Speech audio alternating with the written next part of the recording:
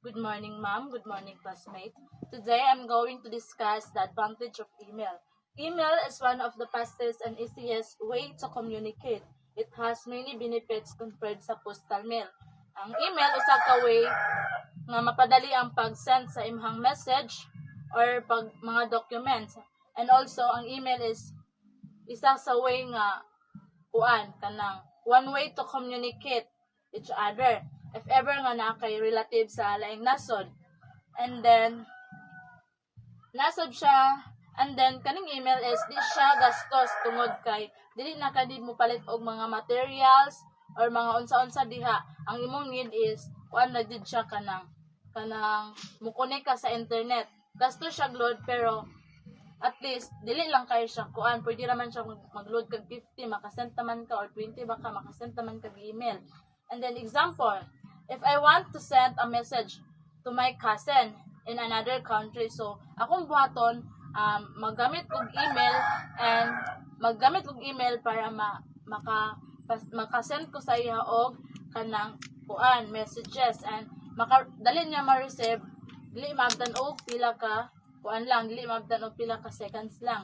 And then ma-receive sad dayon nako ang ihang reply. And another kuan kanang example, when teacher sent assignment or mga announcement, so si teacher ning mag-send siya og kanang kuan kanang assignments or mga documents, pwede siya mo gamit og email para mapadali og pasabot, ay mapadali og padala sa ihang mga student ang assignments or mga announcement kaysa sa sending letters. Madugayan pa siya.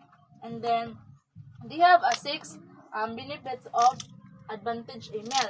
First, free of charge. You don't need to buy stamps or paper. For example, sending an email to your teacher costs nothing compared to mailing letter. And then number 2, fast and instant communication. Messages are sent and received right away. For example, you can email your classmates and get a reply with a second lang yun. And then number 3, global reach. Global reach. You can send messages anywhere in the world. Pwede ka mag-send og email sa imong relatives bisag naa sila sa lain-lain nga nasod. And then number 4, easy long-term storage. Emails can be saved for months or year. For example, na kay mga important message and files. So pwede nimo siya ibutang sa inbox safety bisan pag mga pilang pa katuig or months nimo siya ibutang dito. And then number 5, paperless and eco-friendly. So no need for paper, envelope and packaging. So using email, paggamit og email, makasave jud ka og time, money, and stress and reduce waste. And number 6, convenient and save time. You can send messages anytime, anywhere.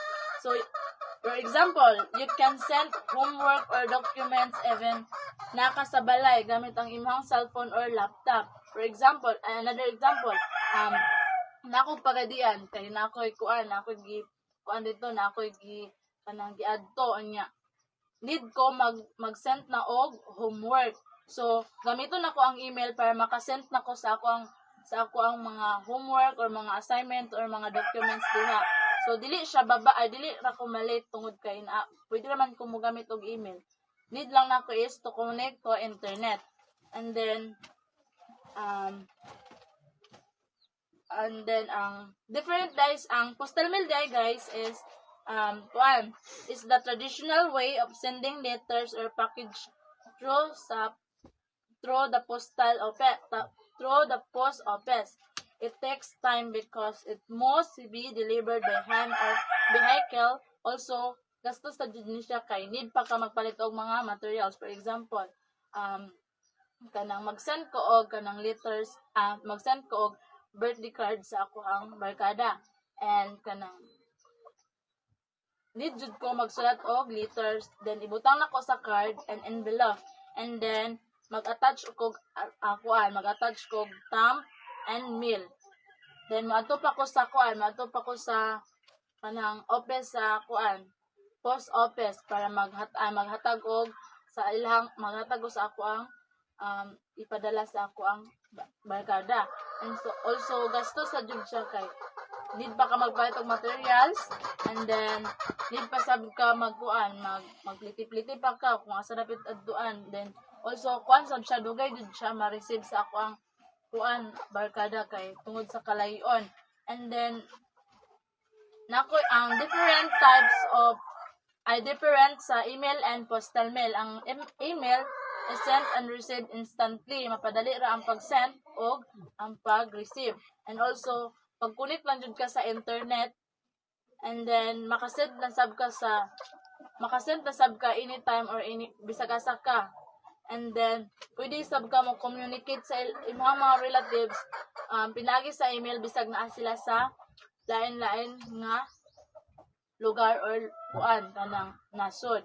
And then while ang postal mail ma-receive nimo ang letters sa several days pa gyud or weeks sama sa giyon ganiha if ever petan.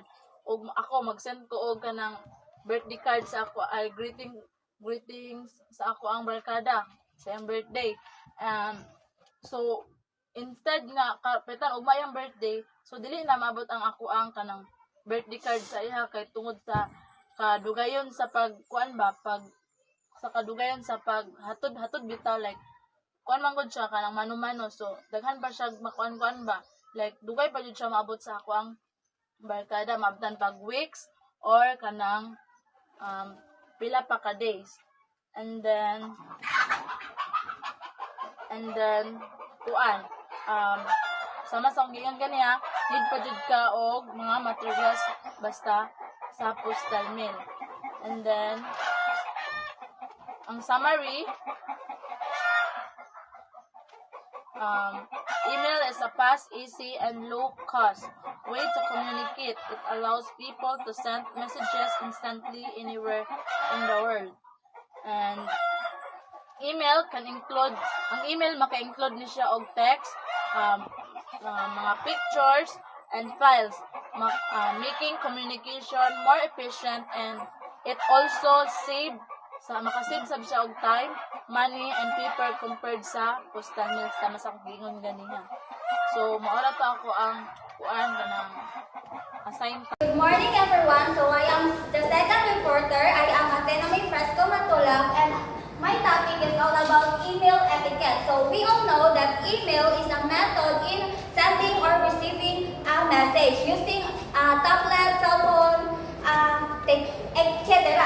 So email etiquette refer to the principles of behavior that one should use when writing or answering email messages. So from the word etiquette, so it's a good moral or good behavior. So email etiquette is a set of rules and guidelines in writing or answering email messages to ensure the formalities, professionalism, and respect. So here the way of how to write or answering the email etiquette. So first, keep your tone professional. So when writing or answering email messages, so your tone or your sound of your tone of your message should be polite, respect, and appropriate, so that the sender should i-take niya ang imong email or imong message na kanang serious. For example, nag-use ka og mga words nga please, thank you, and I appreciate it. For example, may message ka nga please let me know if you need more information. Next is the subject line must be short and clear. So writing a few words that summarize the main message or the purpose of your message, so that the readers can easily understand anong may email ka sa iya. For example, ang imong subject line dito is meeting schedule November 2. So ang purpose sa imong email is kanang schedule sa imong, ang purpose sa imong email is para makabalo ang readers or ang imong emailan na meeting sa November 2. Next is make sure to use a professional email address. So you can use your true name, your real name, and initial. For example, info. Next is, it is not necessary to hit reply all. So, dapat mo reply lang ka sa specific person. For example, thank you for the update. So, next is, use professional and appropriate salutation. So, when writing or replying an email message, you should begin or start with the proper greetings to show respect or polite to the person na imong isendan sa email. For example, sa business or sa academic mo greet ka, dear Mr. or Miss Lopez. Then if sa coworkers mo greet ka of hi everyone, hello teams. Next is, be cautious with humor. Not everyone can connect with it. So when writing an email or replying an email, so you should avoid and be more careful in using jokes, sarcastic and humorous word. Kaya dili tanan nga mga imong i-emailan or imong i-message kay makasabot or makakonect bitaw sa imong i-joke. That's all. So good morning everyone. So my topic is continuation lang yun siya sa report ni Athena. So first is be conscious of the turnaround time of your reply. So responding promptly is crucial in email communication. So aim to respond to important email within 24 or 48 hours. So if you need time, you can send quick acknowledgement to let the sender know that you've received their message and will respond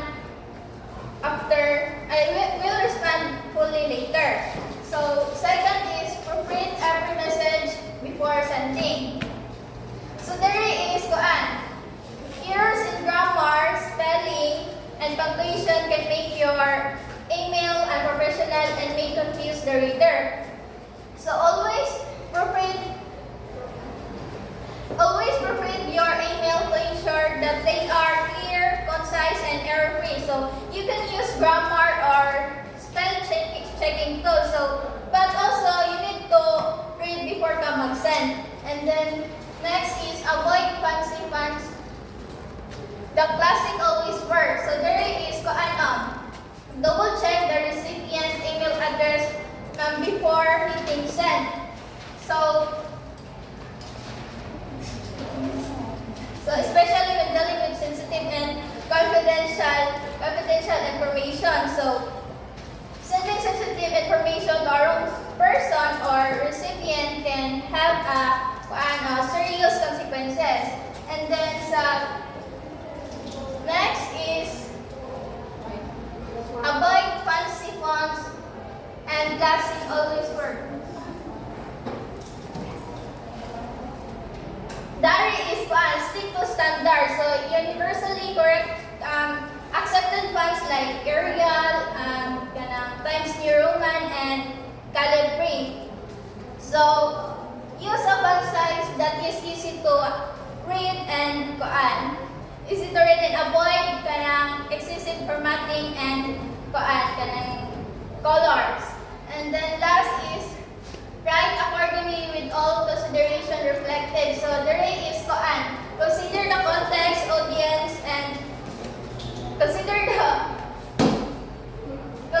context, audience, and purpose of your email. So tailor your tone and language and content to suit the situation. So that's all.